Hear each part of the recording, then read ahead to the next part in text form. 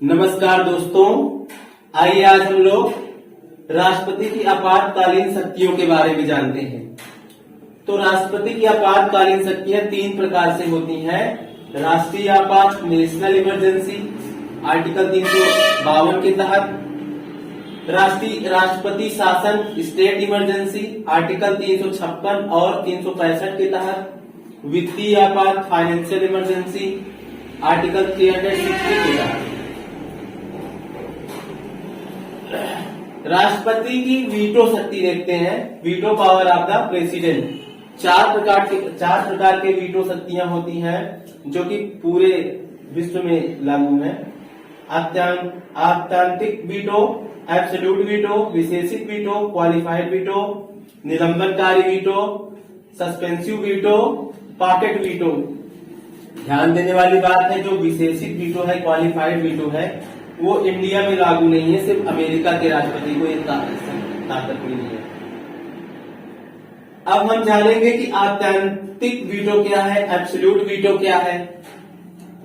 इसके अंतर्गत होता है विधेयक को सुरक्षित। राष्ट्रपति क्या करता है आत्यांतिक वीटो के अंतर्गत, एब्सोल्यूट वीटो के अंतर्गत विधेयक को अपने पास सुरक्षित रख लेता है।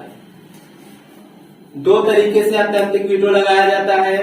पहला, जब कोई प्राइवेट मेंबर, पार्लियामेंट का कोई प्राइवेट मेंबर, अर्थात जो मंत्री ना हो, जो सदस्य मंत्री ना हो, वो अगर किसी बिल को पास करता है और वो राष्ट्रपति के पास जाता है, तो राष्ट्रपति उस बिल को अपने पास सुरक्षित रख सकता है, उस विधेयक को।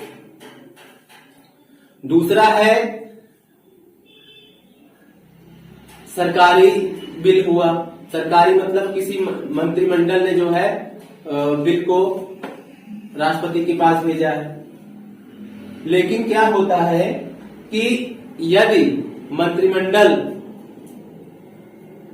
स्थगित हो जाए, तब राष्ट्रपति क्या करता है उस केस में, और नया मंत्रिमंडल का गठन हो जाए, तब राष्ट्रपति उस केस में क्या करता है, विधेयक को अपने पास सुरक्षित रख लेता है। ध्यान देना, मैंने दो तरीके बताए।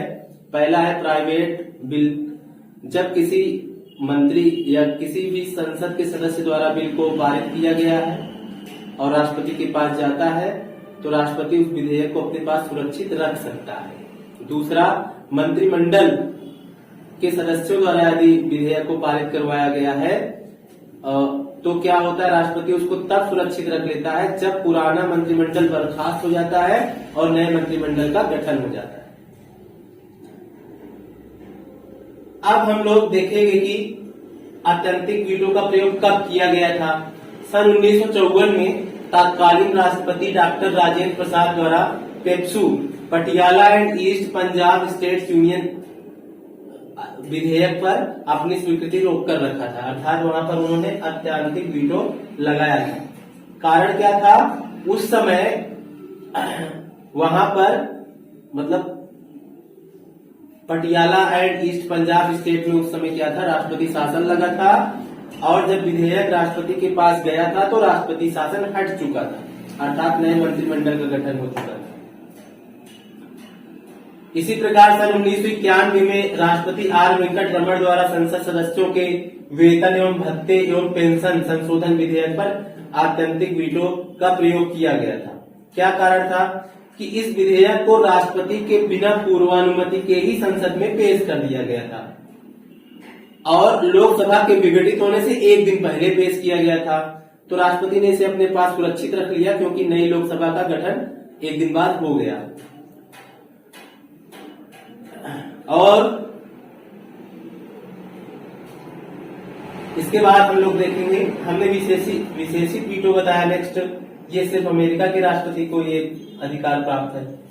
निलंबनकारी वीटो, सस्पेंसिव वीटो, ये क्या होता है, राष्ट्रपति को भेजा गया कोई भी विधेयक, किसको छोड़ करके, धन विधेयक को छोड़कर, राष्ट्रपति के पास यदि धन विधेयक को छोड़कर कोई भी विधेयक राष्ट्रपति के पास भेजा जाता है, तो राष्ट्रपति क्या करता है, उस विधेयक को अपने पास सुरक्षित तो रख ही सकता है, साथ ही साथ वो क्या कर सकता है, संसद को पुनर्विचार के लिए वापस भेज सकता है। निलंबनकारी वीटो में क्या होता है, राष्ट्रपति के पास कोई भी विधेयक गया, राष्ट्रपति क्या कर सकता है, उसे संसद को पुनर्विचार के लिए वापस भेज सकता है, लेकिन सिर्फ धन विधेयक को छोड़ करके। तो राष्ट्रपति ने जब वापस कर दिया संसद को विधेयक को, अगर पुनर्विचार के लिए वापस कर दिया है, तो संसद चाहे तो उस विधेयक में संशोधन कर दे या ना करे, और उसको पुनः राष्ट्रपति के पास जब भेजेगी तो राष्ट्रपति को अपनी स्वीकृति देनी पड़ेगी। तब इसी को कहते हैं निलंबनकारी वीटो।